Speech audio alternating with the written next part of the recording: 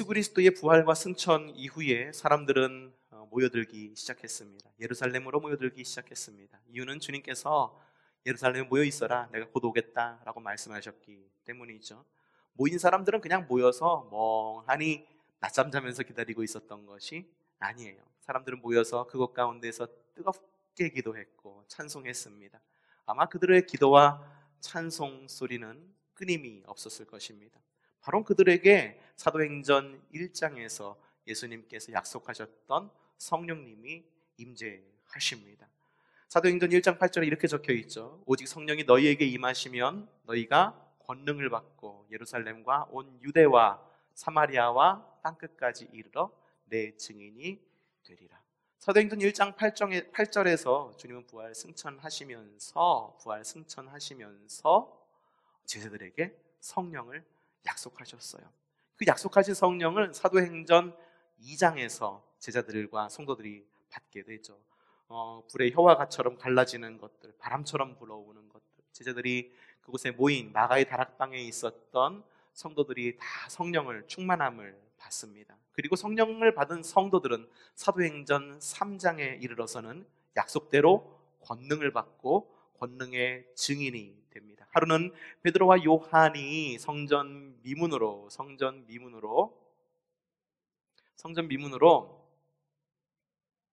기도하러 올라가고 있었습니다. 기도하러 올라가고 있었는데 성전 미문에 한 지체장애인이 앉아 있었죠. 그들은 정말 가진 것이 아무것도 없었어요. 아무것도 없었던 이유는 하나예요. 그들은 다 나눠 가졌어요. 정말 아무것도 가진 것이 없었어요. 근과 음은 내게 없으나 내게 있는 것을 내게 주노니 나사렛 예수 그리스도의 이름으로 일어나 걸어라 라고 이야기한 것은 정말 베드로와 요한은 아무것도 가진 것이 없었어요. 주님께서 곧 오시겠다라고 말씀하셨기 때문에 성도들은 그들의 삶 가운데에 가지고 있었고 누릴 수 있었던 모든 것을 다 나누어 가졌고 정말 줄 수 있는 것을 다 내어준 것이 바로 초대교회 성도들의 모습이었었습니다. 근과 음은 없었습니다. 하지만 근과 그리고 개인의 소유는 없는 공동체였지만 예수 그리스도의 이름이 있었던 바로 능력의 공동체였었습니다. 성도들이 기도하자 지체장애인이 일어났고요. 그리고 성도들이 기도하자 담대하게 복음을 증거하게 됩니다. 자, 이제 교회라고 하는 이 멋진 배는 성령의 바람을 타고 이제 세상을 향해서 출항만 하면 되게 됩니다. 이 군대에서 해군에서 이 배가 출항할 때 이 함교에서 그런 명령을 내린다고 그래요. 출항! 이라고 크게 외친다고 그래요. 그럼 복명복장하면서 배가 출항한다라고 하는데 맞습니다. 교회를 상징하는 이 배의 모습이 그리고 이 초대교회를 상징하는 이 배도 이제 출항이라는 명령만 떨어지면 앞으로 쭉쭉 나가기만 하면 되는데 사도행전 1장부터 3장까지는 성령님께서 주인이 되시고 성령님께서 주인공이 되셔서 잘 나가는 듯 보였습니다. 하지만 사도행전 4장부터 6장에 이르려면 주인공이 완전히 바뀌는 것처럼 보여요. 그동안에 임재하셨던 성령님 그리고 그 가운데에 능력을 주셨던 성령님은 사도행전 4장에 이르러서 주인공이 완전히 빠지는 듯 보입니다. 성령님이 안 계신 듯이 보여요. 마치 성령님이 계셨던 그 자리를 사탄이 차지하고 있는 것만 같습니다. 그 사탄이 그리스도의 교회의 출항을 적극적으로 막고 있는 것 같아요. 특별히 사탄의 가장 거친 무기는 바로 물리적인 폭력이었습니다. 이 베드로와 요한이 성전 미문에서 지체장애인을 고치게 됩니다. 일으키고 성전 안에 들어가서 기도하고 나오는 가운데에 사람들이 솔로몬 행각에 모여 있었어요. 이 솔로몬 행각은 성전 가운데에서도 사랑방 같은 곳이었어요. 언제나 사람들이 그곳에 모여서 정보를 나누고 이야기를 나누던 것이 바로 솔로몬 이 행각이었어요. 근데 이곳에 이르자마자 사람들에게 둘러싸이게 된 거예요. 누가요? 베드로와 요한이 둘러싸이게 된 거예요. 야, 너희들이 전하는 그 예수님이 정말 예수님 맞아? 정말 부활했어? 한번 이야기해봐 라고 이야기를 합니다. 그래서 베드로와 요한이 담대하게 예수의 복음을 선포합니다. 맞아! 너희들이 생각하는 그 예수님이 바로 우리가 기다리던 메시아야. 그 메시아는 죽으셨고 십자가에 달려 돌아가셨지만 사흘 만에 부활하셔서 지금 하나님 오른편에 계시고 그분이야말로 우리의 메시아시고 그리스도인 것이 확실해 라고 이야기합니다. 그곳에 모인 사람들이 많은 은혜를 받고 사람들도 예수님을 막 영접하는 일이 일어나요. 그런데 그 가운데에는 누가 있었느냐? 바로 제사장들과 성전 경비대와 사두개인들도 같이 있었어요. 이들은요, 예수님의 부활을 믿지 않는 사람이고 예수님이 돌아가셨다, 죽었다라고 하는 것을 복음으로 믿던 사람이었어요. 왜냐하면 예수님이 죽어야지만 자신들의 세력을 계속 이어갈 수 있었기 때문이죠. 똑같이 이야기를 들은 거예요. 그러니까 화가 머리끝까지 나게 됐죠. 그 가운데 누가 있었느냐? 성전 경비대가 있었던 거예요. 사람들이 이야기하는 겁니다. 여봐라, 저를 잡아가지고선 빨리 옥에 가두어라. 그래가지고 베드로와 요한은 성전 경비대에 체포되어가지고 옥에 갇히게 됩니다. 오늘 읽은 성경 말씀에는요, 이 베드로와 요한이 옥에 갇혔지만 성령님께서 그 옥문을 열어주셔서 다시 나와서 복음을 전하고 있었고, 사람들, 그 성전에 가뒀던, 그 옥에 가뒀던 사람들이 베드로와 요한을 찾으려고 했는데 찾지 못했다라고 하는 이야기가 들어 있어요. 근데 여기는 잠시 건너뛰고 이제 베드로와 요한이 성전 옥에 갇혀가지고 그 다음 날이 되어서 이제 재판을 받게 되는데요. 재판을 받게 된 거예요. 이들이 유죄인가 무죄인가, 그리고 예수님의 복음을 전하는 것이 과연 무죄인가 유죄인가를 갖다가 이제 가려야 된다라고 하는 거죠. 생각해 봅시다. 내가 베드로와 요한이에요. 근데 과연 내가 유죄인지 무죄인지에 대해서 재판을 받게 되는 거예요. 그럼 재판정에 가서 뭐라고 이야기해야 됩니까? 내가 무죄를 받으려면 내가 전하려고 했던 것 사실은 다 거짓말이에요, 나 그런 적 없어요 라고 말해야지 조금 이렇게 형량을 감면받을 수가 있을 거예요.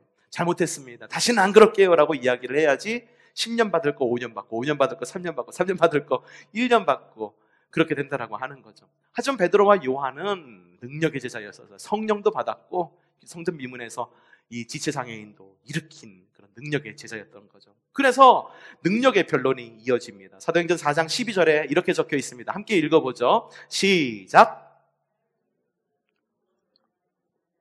천하 사람 중에 구원을 받을 만한 다른 이름을 우리에게 주신 일이 없느니라. 천하 만민 중에 우리는 다른 이로서 구원받을 수 없어. 바로 예수님만이 우리를 구원하실 유일하신 분이고, 천하 사람 중에 우리를 구원할 수 있는 사람은 아무도 없다라고 그 재판정에서 담대하게 이야기를 하는 거예요. 그러면 산헤드린에서의 판결은 어떻게 내렸어야 될까요? 야, 그래도 저 녀석들 괘씸해, 유죄야, 뭐 이렇게 내렸어야 되지만 어떻게 과연 내렸을까? 그 이야기가 바로 오늘의 말씀입니다. 오늘 말씀은요, 산헤드린 공회에서 모인 사람들의 놀라는 모습으로 시작이 됩니다. 사도행전 4장 13절 다시 한번 읽어보죠. 시작. 그들은 베드로와 요한이 본래 배운 것이 없는 보잘것없는 사람인 줄 알았는데 이렇게 담대하게 말하는 것을 보고 깜짝 놀란 거예요. 산헤드린 공회원이 알기에 베드로와 요한은요, 배운 것이 없는 말 그대로 시골뜨기였을 뿐이에요. 당시에는 랍비 학교라는 것이 있었어요. 이 랍비 학교에 가면은 성경도 배우고 그리고 유대교의 이런 기본적인 교리도 배우고 그랬었던 것 같아요. 랍비 학교에 나온 사람이라고 한다면은 굉장한 엘리트로 여겼었던 거죠. 당시 이스라엘 사회는요, 굉장히 좁았습니다. 그래서 누가 똑똑한 사람인지, 누가 좀 가방끈이 짧은지, 누구네 집이 잘 사는지 못 사는지, 숟가락이 몇 개인지 다 알고 있었어요. 옛날에 우리나라도 그랬었죠. 옆집에 숟가락이 몇 개인지, 옆집 개 이름이 뭔지, 옆집 개가 잃어버렸는지 안 잃어버렸는지, 어디서 뭘 먹고 있는지, 소 꼴을 갖다가 먹이려고 소를 풀어놨는데 그 소가 누구네 집 소인지를 단번에 알아봐. 옛날에 우리나라도 그랬어요. 최근에도 그랬죠. 최근에 또 이렇게 불과 몇십 년 전과 맞지만 하더라도 몇십 년이 아니라 지금도 그래요. 어느 한 마을에서 누구네 집 아들이 저기 서울에 있는 S대학교 법학과에 입학했어요. 그러면 플랜카드 써붙이잖아요. 그렇죠? 경축, 아무개댁, 장녀도 있어요. 장녀도 있을 수 있어요. 장남 혹은 장녀, 아무개, S대학교, 법대, 합격, 이래가 플랜카드를 엄청 크게 써붙이는 것이 우리나라의 하나의 정이고 하나의 그런 모습이죠.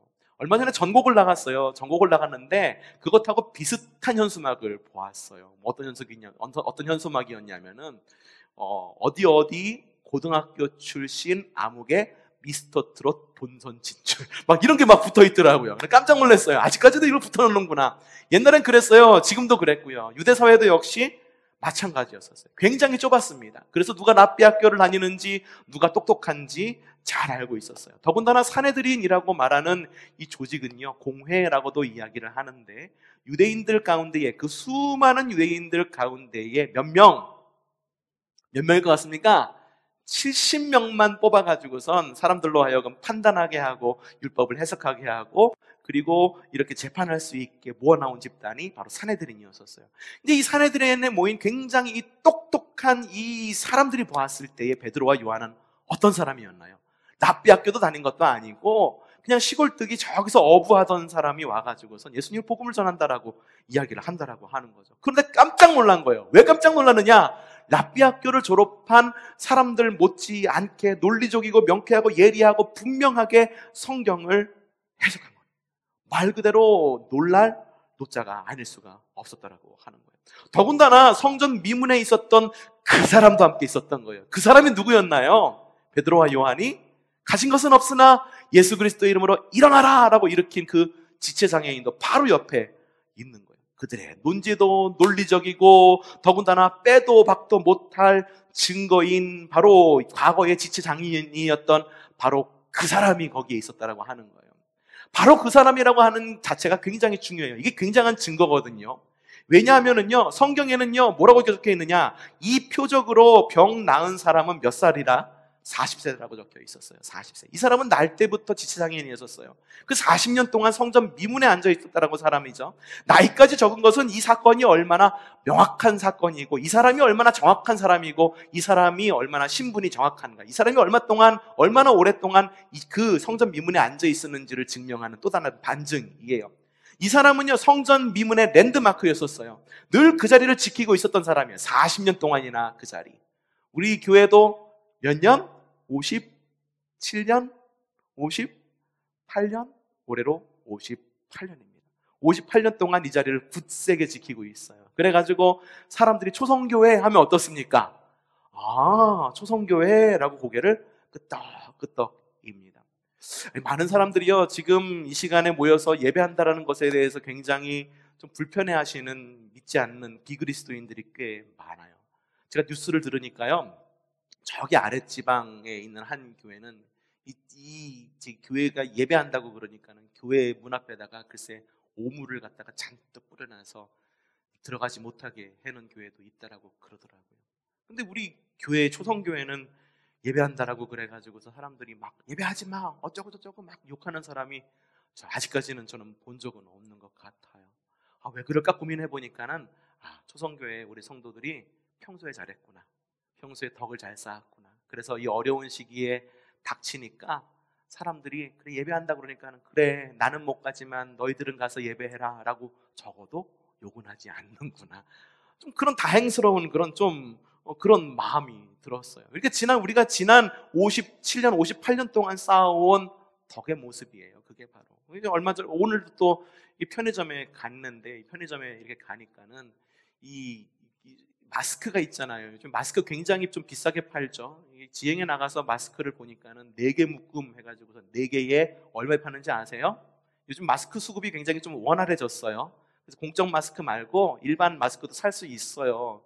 굉장히 비싸게 팔더라고요. 원가 하나 제작하는데 대략 한 100원도 안 드는 걸로 알고 있어요. 그런데 마스크 4개, 5개 묶음 해가지고 25,000원에 팔더라고요.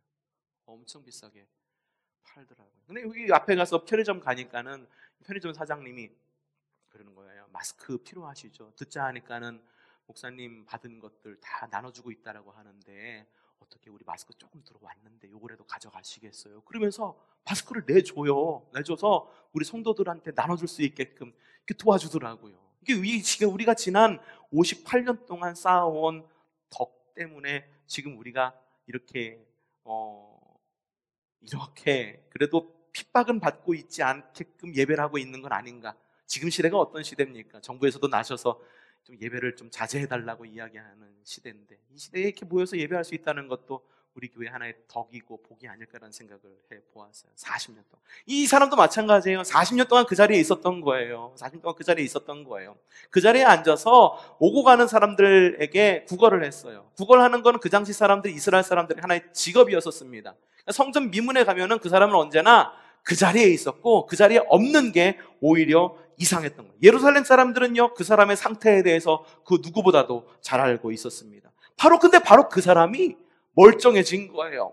건강하지 않으면 대명사가 기적의 대명사로 순식간에 바뀌게 된 거죠. 그 누가 보더라도 베드로와 요한은 유죄입니까? 무죄입니까? 무죄인 거예요, 무죄. 그들이 행한 것이 거짓이 아니고 예수 그리스도의 능력으로 행한 것이 모두가 다 진리였다라고 하는 반증이 바로 그 40년 동안에 앉아 있었던 그 지체 장애인으로 해서 모든 것이 다 그냥 이게 풀려버린 거다라고 하는 거예요. 그래서 공의회는 어떻게 판결을 내리느냐? 이렇게 판결을 합니다. 비난한 말이 없는지라. 베드로와 요한의 무죄를 인정할 수밖에 없는 거예요. 유죄다, 무죄다? 무죄다. 그런데 이 공회가 사내들이니 그냥 넘어갈 사람들이 아니에요. 문제가 있어요. 왜냐하면 베드로와 요한이 유죄가 돼야지 예수님이 전한 복음도 거짓이 되는 거고, 그리고 베드로와 요한과 그리고 성도들이 전하고 있는 하나님 나라의 복음에 대한 전도 금지 명령을 내릴 수가 있을 텐데 베드로와 요한이 무죄 판결을 받게 된 거라고 하는 거죠. 당시 종교자들은요, 예수님이 굉장히 불편한 존재였었습니다. 예수님이 성전에 들어가고 성전을 다 뒤엎죠. 너희들 해온 거 이거 하나님 마음에 합한 것 아니야. 왜 여기서 이렇게 장사치들처럼 모여갖고선 이 안나스의 상점이 있었거든요. 그래서 그 상점을 다 뒤엎으면서 왜 여기서 장사하고 있느냐면서 다 뒤엎는 거예요. 그러니까 이 종교 지도자들에게 있어서 예수가 죽었다라고 하는 것이 복음이었었어요. 믿는 사람들에게는 예수님이 살아났다라고 하는 것이 복음이었듯이 당시의 종교 지도자들에게는 예수가 죽었다, 십자가 위에서 죽었다라고 하는 것이 그들에게는 복음이었어요. 그런데 그 예수가 살아났다네? 그리고 그 예수의 이름으로 병든 자가 일어났다네? 사람들이 수근수근거리면서 베드로와 요한의 입은 막을 수 있을지는 몰라도 사람들의 입을 막을 수가 없었더라고요. 사내들이는 꼼수를 부립니다. 그래서 베드로와 요한을 잠시 나가 있어! 라고 이야기하고 자기들끼리만 모이는 거예요. 사내들인 공의원들만 모여서 논의합니다. 그게 사도행전 4장 16절부터 17절 말씀이에요. 함께 읽어보죠. 시작! 어떻게 하면 좋겠습니까? 기적이 일어났다는 사실은 예루살렘에 사는 모든 사람이 이미 다 알고 있고 부인할 수 없어요. 다만 이 소문이 사람들에게 더 퍼지지 않도록 이 이름으로 아무에게도 말하지 말라고 그들에게 엄중히 경고합시다. 이게 뭡니까? 사람들이 모여가지고선 이야기한 거예요. 사내들인 사람들이 모여서 이야기한 거예요. 뭐냐면 베드로, 요한 그들이 행한 기적 사람들이 다 봤어. 이게 사실이야. 근데 우리가 이거 어떻게 뒤집을 수 있어? 저들한테 무죄를 줍시다. 하지만 저들에게 좀 우리가 협박 좀 합시다 라고 이야기를 하는 거예요. 그 베드로와 요한을 부릅니다. 엄중하게 이야기합니다. 은밀히 불러서 이야기를 합니다. 야, 우리가 여기까지 봐주는 것도 많이 봐주는 거야. 그러니까는 너 나가서 예수의 복음 전하지 마. 그러면은 니들 우리가 어떤 사람들인 줄 알잖아. 우리가 누군 줄 알아? 왕년에 말이야, 너희가 전하는 예수라고 하는 사람 십자가에 못 박은 사람들이야. 너희 하나쯤 십자가에 못 박을 줄 알아? 아이고, 우리는 맘만 먹으면 너희들 목숨 하나는 그냥 파리 목숨처럼 죽일 수도 있어. 그러니까 너희들 나가가지고 예수 이름을 전하지 마 라고 이야기를 합니다. 이미 그들은요, 이미 한 번 그래 본 적이 있어요. 예수님께서 돌아가신 다음에 그 무덤에 이렇게 묻히게 되죠. 근데 그 무덤을 지키고 있었던 성전 경비원들이 있었어요. 그 성전 경비원들이 예수님이 살아나신 모습을 이들이 봤을까요? 예, 봤어요. 빈 무덤을 보았다라고 하는 거예요. 그러자 이 종교 지도자들이 이 사람들이 입을 막아야 되잖아요. 성전 이 사람들이 가갖고, 야, 예수의 시체가 없어졌어. 정말로 사람들이 말한 것처럼, 그리스도인들이 말한 것처럼 예수님이 다시 살아난 것 아니야? 라고 소문이라고 내고 다니면은 이거 큰일 나는 일이잖아요. 그래갖고 이 종교 지도자들이 이 경비원들, 병사들한테도 뇌물을 줍니다. 뇌물을 먹여서 입을 딱 막아요. 이 병사들이 나가서 이 일을 밖에 나가서 전파했을까요? 이야기했을까요? 이야기하지 않았어요. 왠지 아세요? 그들의 밥줄이 달려있기 때문에. 말했다 하면 그들의 목숨줄이 걸려있고, 그리고 말했다 하면은 그들이 언제 잘릴지도 모르기 때문에. 하지만 베드로와 요한은 달랐습니다. 병사들과 달랐어요. 뭐라고 이야기합니까? 함께 크게 한번 읽어봅시다. 굉장히 중요한 말씀이에요. 그러니까 여러분도 함께 크게 읽어봅시다. 인터넷으로 예배드리는 모든 분들도 함께 크게 한번 읽어봅시다. 시작! 우리는 보고 들은 것을 말하지 아니할 수 없습니다. 라고 이야기를 하는 거예요.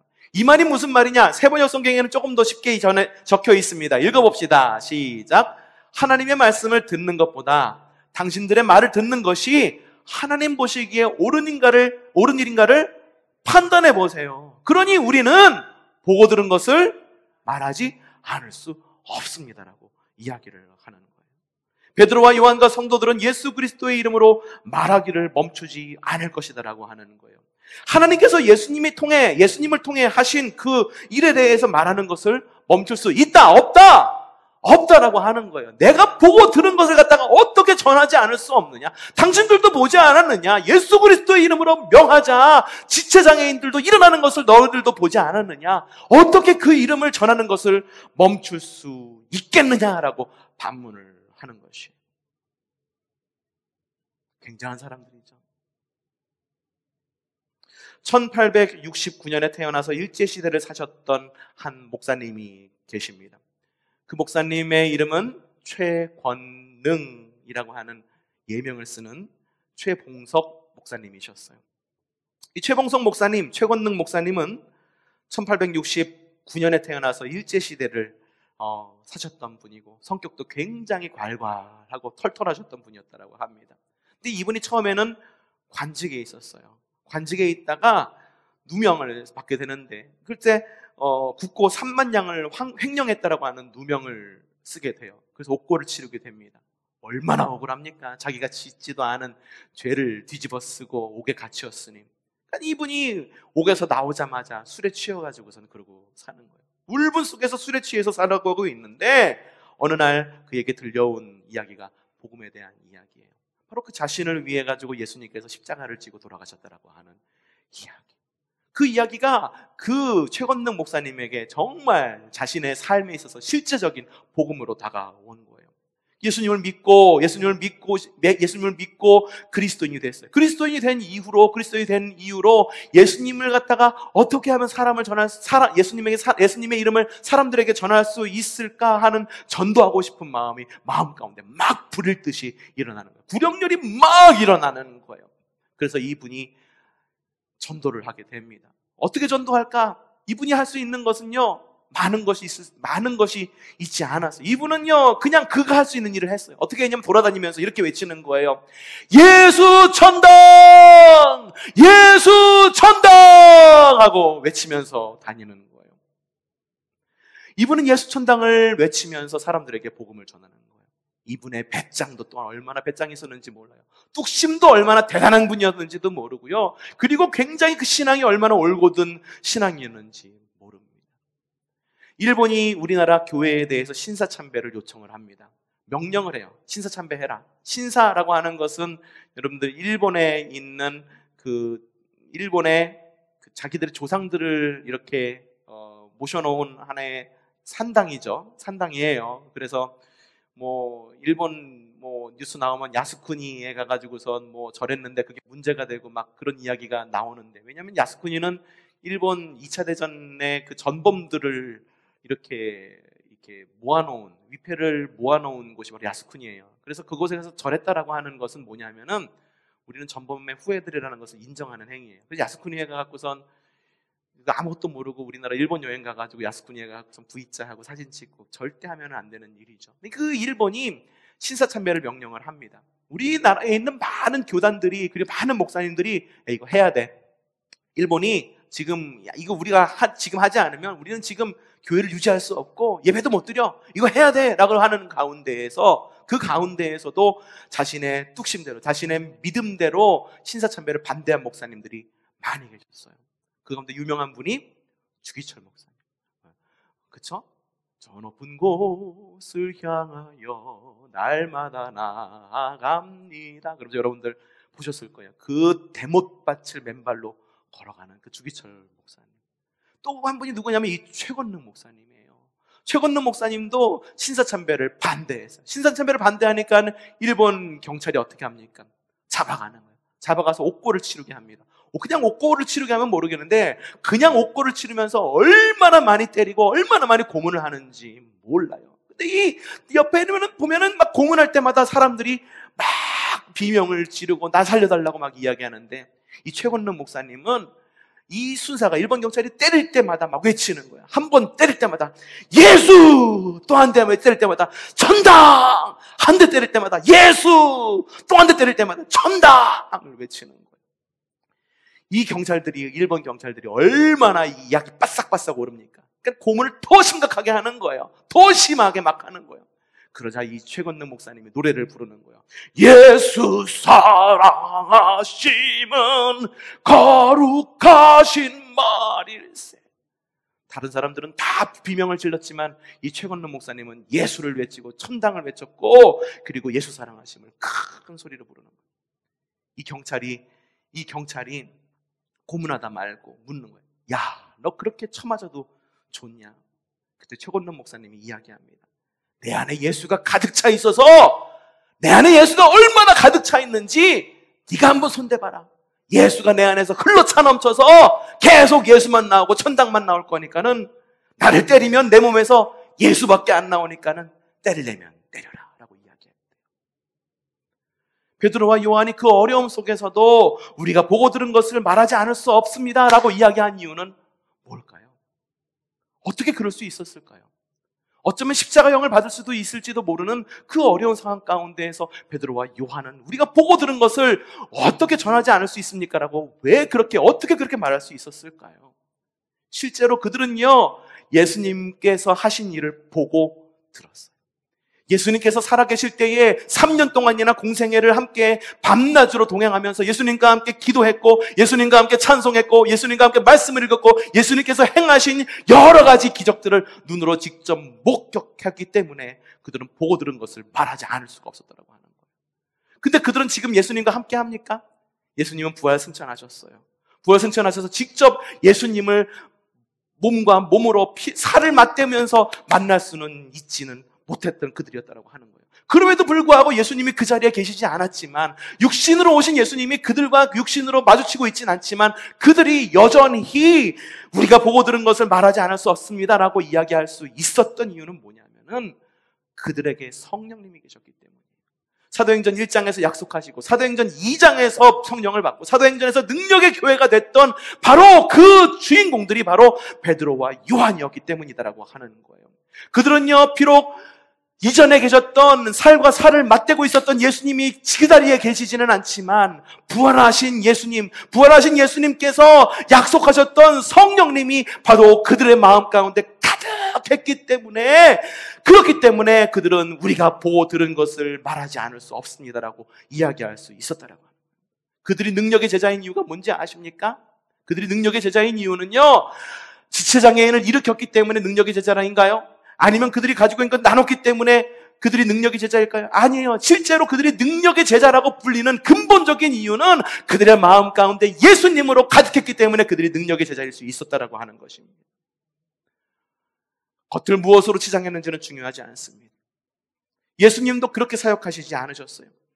예수님께서요, 만약에 예수님께서 부활하셨을 때 예수님의 제자들, 예수님을 따르는 그 수많은 예수님의 제자들에게 나타난 것이 아니라 예수님을 십자가에 못 박았던 그 적들에게 나타났다고 한다면 얼마나 후련했을까요? 예수님을 못 박은 그 사람들이 놀라 까무러쳐졌을 거예요. 너 분명히 십자가에서 죽었잖아. 근데 어떻게 살아났어? 그러면서 그들이 예수님을 단번에 그리스도로 영접하지 않았을까라는 생각이 들어요. 근데 예수님께서는 누구에게 나타났습니까? 그 마음 가운데에 예수님이 없는 사람에게 나타나시지 않고 그 마음 가운데 예수님이 있었던 바로 그 성도들에게 직접 나타나신 예수님이세요. 예수님이 중요하게 생각하는 게 뭔지 아십니까?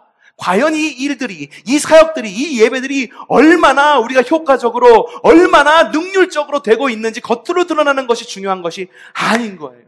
예수님에게 중요한 것은 뭐냐 하면은 성도들의 마음 가운데에 무엇이 있느냐는 거예요.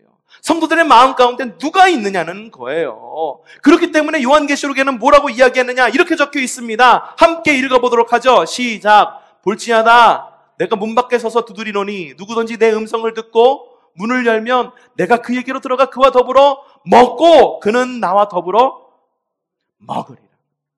주님께서 성도들의 마음을 두드린다고 하는 거예요. 성도들이 주님께서 우리의 마음을 두드린다라고 하는 거예요.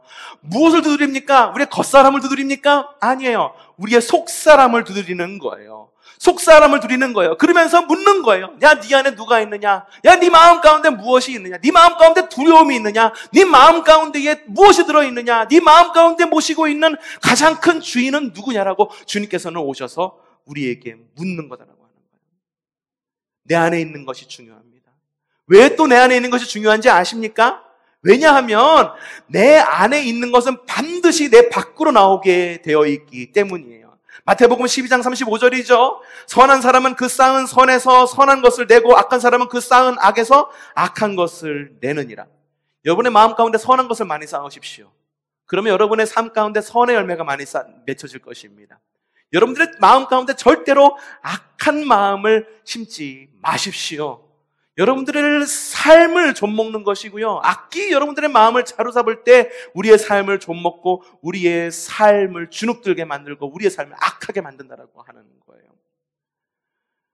연초가 되면 부흥회를 엽니다. 부흥회 열 때 여러분 겉사람 부흥회 옵니까? 아니죠. 무슨 부흥회라고 합니까? 심령 부흥회라고 이야기해요. 왜 심령 부흥회입니까? 이왕이면 우리의 모습이 얼마나 아름다워지면 좋겠어요. 이 부흥회를 드리고 났는데 쌍꺼풀이 지어졌어요. 부흥회를 드렸는데 하지 않았던 이 눈썹이 더 흐릿했던 눈썹이 진해져 있고, 부흥회를 끝나고 나니까는 이 피부에 막 여드름이 났던 사람이 피부가 뽀얘져요. 그럼 얼마나 좋아요. 근데 우리가 연초마다 드리는 이 부흥회를 겉사람 부흥회라고 하지 않고 뭐라고 하죠? 심령 부흥회.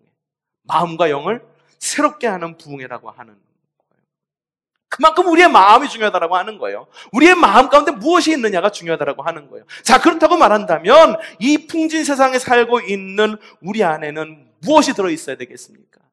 여러분의 마음 가운데 두려움이 있습니까? 여러분의 마음 가운데 수치심이 있습니까?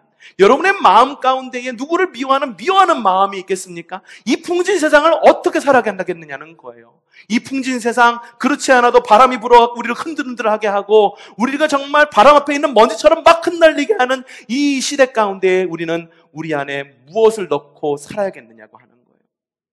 전 여러분들에게 이야기를 하고 싶어요.